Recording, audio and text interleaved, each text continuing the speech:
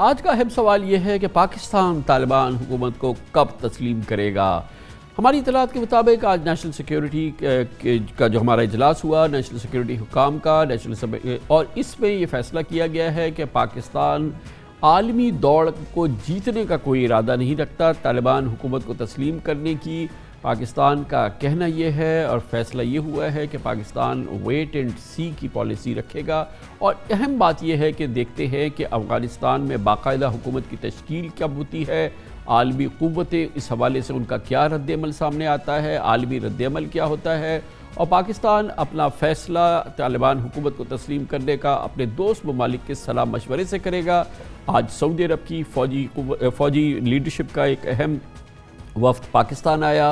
Chief of army staff general Bajwa से उनसे मुलाकात हुई। यकीनन पाकिस्तान जब तालिबान की हुकूमत को तस्लीम करेगा या उसका फ़ैसला करेगा तो अपने करीब तरीन दोस्त ममालिक को इसमें शामिल करेगा। याद रहे कि 90 की दहाई के आखिर में तालिबान की हुकूमत को तस्लीम करने वाले 3 ममालिक में पाकिस्तान, सऊदी अरब और मुत्तहिदा अरब इमारात शामिल थे। ये भी देखना है कि आलमी क़ुव्वतें पहले चीन या रूस इसको तस्लीम करते हैं या नहीं, क्योंकि ये अमन, एक पुरअमन अफ़गानिस्तान अगर कायम होता है तो ये पाकिस्तान के लिए बहुत अहम है, क्योंकि सी पैक की ये शहरक साबित हो सकता है। जबकि चीन पहले ही मुश्तरका अफ़गान पॉलिसी पाकिस्तान के साथ है, एक उस पर पाकिस्तान और चीन का एक कन्वर्जेंस भी नज़र आता है। आज वज़ीर आज़म इमरान खान ने गैर महसूस तरीके से तालिबान की फ़तह को अफ़गान अवाम की ग़ुलामी से आज़ादी को तशबीह दिया। जब आप ज़हनी गुलाम बनते हैं तो ये याद रखें, असल गुलामी से ज़्यादा बुरी ज़हनी गुलामी है। ज़हनी गुलामी की जंजीरें तोड़ना ज़्यादा मुश्किल होता है। जो अभी अफगानिस्तान में गुलामी की जंजीरें तो तोड़ दी उन्होंने। गुज़िश्ता हफ्ते वज़ीर आज़म इमरान खान ने हुकूमत पाकिस्तान का पॉलिसी बयान देते हुए कहा था कि अगर तालिबान के कंट्रोल पर तमाम फरीक मुत्तफ़िक़ हो और वह जामे हुकूमत बनाएं तो ये एक बेहतरीन ऑप्शन होगा। If it is a Taliban takeover which becomes inclusive with other players and it includes it will be the best thing for Afghanistan if it is an inclusive government. But if it is exclusive government with fighting going all over Afghanistan, we believe that if the Taliban try and form an exclusive government through military takeover, this will mean a protracted civil war. We now have no favorites in Afghanistan. Whichever government comes into power, Pakistan will work with them. वज़ीर आज़म इमरान खान का बयान गुज़िश्ता हफ्ते आया था और ये शायद वहम व गुमान भी नहीं था, ना वज़ीर आज़म इमरान खान को, ना अमेरिका के सदर बाइडेन को या किसी और को, कि अगले चंद दिनों के अंदर तालिबान की हुकूमत होगी, कंट्रोल होगा पूरे अफ़गानिस्तान पे और अशरफ गनी हुकूमत तहलील हो जाएगी। बहुत ड्रामाई तेज़ी से सारी चीज़ें हुई हैं। पाकिस्तान को अपने ऑप्शंस और ये खारजा पॉलिसी के हवाले से कलीदी ऑप्शन, कलीसी फ़ैसले जो हैं बहुत सोच समझ के करने हैं। वेट एंड सी की पॉलिसी को आज अपनाया गया है। इन तमाम उमूर पर बात करने के लिए पाकिस्तान में खारजा उमूर के बहुत ही मुस्तनद माहिर साबिक सेक्रेटरी खारजा डायरेक्टर जनरल हैं आजकल इंस्टीट्यूट ऑफ स्ट्रेटेजिक स्टडीज़ के इस्लामाबाद में, जनाब एजाज़ चौधरी हमारे साथ मौजूद हैं। एजाज़ चौधरी साहब, पहले तो हमारे नाजरीन को अगर आप फरमा दें, पाकिस्तान की हमेशा से पॉलिसी रही है और बड़ी दिलचस्प बात है कि गुज़िश्ता हफ्ते भी इमरान खान साहब ने बात की और आज ये फैसला भी हुआ कि हम अफ़गानिस्तान में इंक्लूसिव गवर्नमेंट चाहते हैं। तालिबान एक्सक्लूसिव गवर्नमेंट गोया पाकिस्तान नहीं चाहता। इसका मतलब क्या हुआ, इंक्लूसिव गवर्नमेंट चाहते हैं? इसका मतलब ये है कि तालिबान तमाम बाकी अफ़गान धड़ों को साथ लेकर चलें, क्योंकि हमारे लिए और ख़ुद अफ़गानिस्तान के लिए सबसे ज़्यादा अहम बात यह है कि वहाँ पे अमन हो।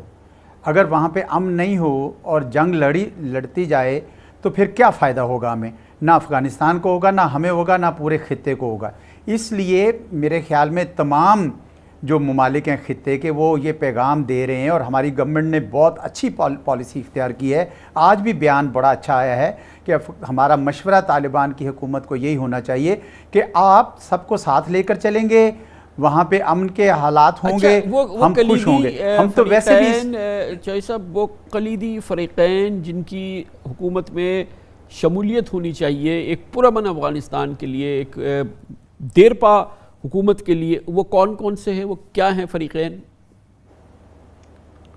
मेरे ख्याल में जो एथनिकली तो ताजिक हैं और उज़्बेक हैं, हज़ारा हैं, कुछ दूसरे ग्रुप भी हैं, बलोच भी हैं, ब्राह्वी भी हैं, लेकिन ये बड़े ग्रुप हैं जिनको साथ लेकर चलना चाहिए, क्योंकि अदरवाइज़ इनकी मलीशियाज़ बनेंगी और एक बदअमनी का माहौल बना रहेगा। तो लगता तो ये है, तालिबान कह भी रहे हैं, पाकिस्तान और दूसरे खित्ते के ममालिक से भी यही मशवरा जा रहा है। मुझे उम्मीद है, हमें उम्मीद करनी चाहिए कि तालिबान जो हैं वो अब एक, जो उन्होंने अभी तक तो इंदिए बड़े अच्छे दिए हैं, बड़ी एक मेच्योर अप्रोच फॉलो की है, और अगर वो इसी तरह चलते रहे तो हमारे लिए तो सच्ची बात है कि बड़ी इत्मीनान की बात है कि 7 साल बाद हमें वो दिन नसीब हुआ कि जब अशरफ गनी की गवर्नमेंट ने पाकिस्तान के ख़िलाफ़ जो जहर उगला और जो हिंदुस्तान को जिस तरीके से मौका दिया, 7 साल तक हमने ये बर्दाश्त किया। लेकिन आज अल्हम्दुलिल्लाह एक अच्छी शुरुआत है, लेकिन इसको पायदार बनाने के लिए ज़रूरी है कि एक इंक्लूसिव ब्रॉड बेस्ड गवर्नमेंट हो, तालिबान उसको लीड करें, लेकिन सारों को साथ लेकर चलें। ये बिल्कुल दुरुस्त मशवरा होगा हमारी हुकूमत की तरफ से तो उनको। अच्छा, फिर ये बताइएगा कि सिर्फ एक इंक्लूसिव गवर्नमेंट से तो काम नहीं बनेगा, वो सख्त गिर रवैये जो कि तालिबान ने अपनी पहली हुकूमत में दिखाए ख़वातीन के हवाले से, और अपनी जो उनके नज़रियात हैं, उनका जो उन्होंने बहुत ही सख्ती से उस पर अमल दरामद कराया, उसमें किसी तरह का भी जो है उन्होंने नरमी नहीं बरती, और फिर दुनिया ने उनका इमेज पूरी तरह से टार्निश किया। क्या हमें आसार हैं कि उस पर भी अब तालिबान जो हैं वो नज़रसानी करेंगे और एक तरह का नया जन्म देंगे अपने इमेज? मेरे ख्याल में बहुत ही ज़रूरी होगा। आपने दुरुस्त फरमाया, क्योंकि अभी मैं BBC देखता हूँ या DW देखता हूँ या कोई और चैनल देखता हूँ, तो मुझे साफ नज़र आ रहा है कि वो ख़वातीन के हकूक़ के हवाले से या दूसरी तरीक़ों से हवाले से वो तालिबान को बड़े ही गलत अंदाज से पेश कर रहे हैं।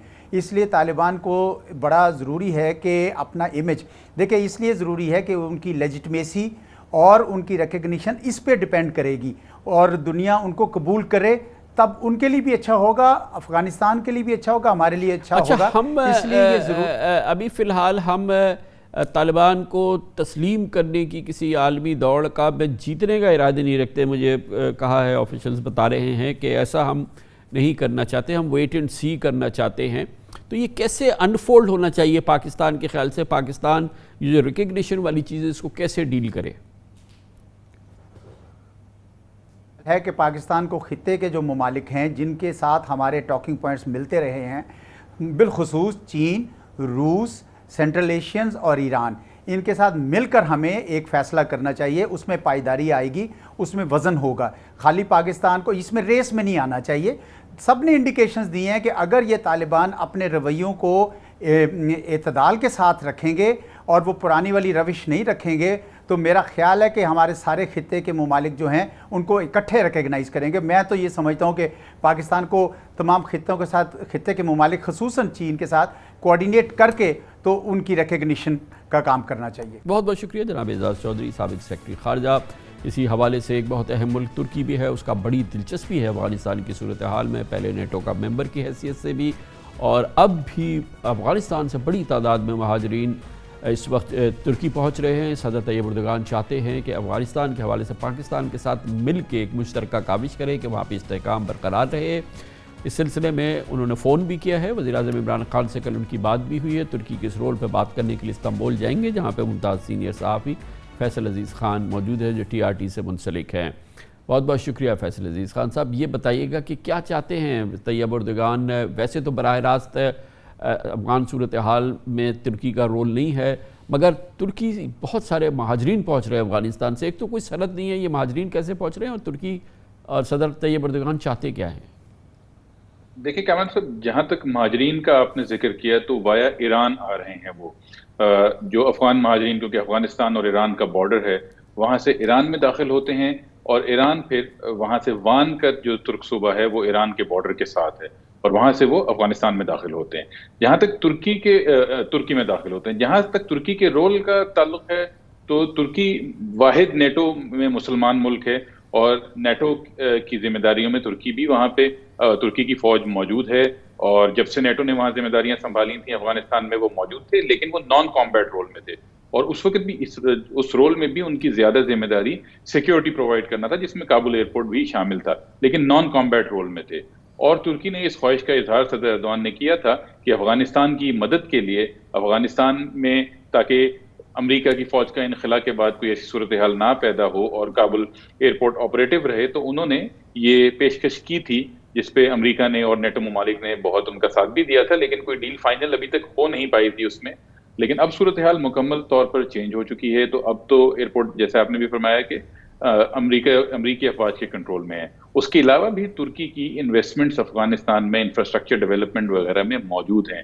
और तुर्की बहरहाल जैसे हम जानते हैं कि सदर अर्दवान का एक जो है ख़ास जो मुस्लिम उम्मा और मुस्लिम ममालिक का जो उनका रिलेशन है और अफगानिस्तान के साथ तुर्की के ताल्लुकात बहुत ज़्यादा पुराने हैं, तो उस चीज़ को भी मद्देनजर रखते हुए तुर्की एक की रोल वहाँ देख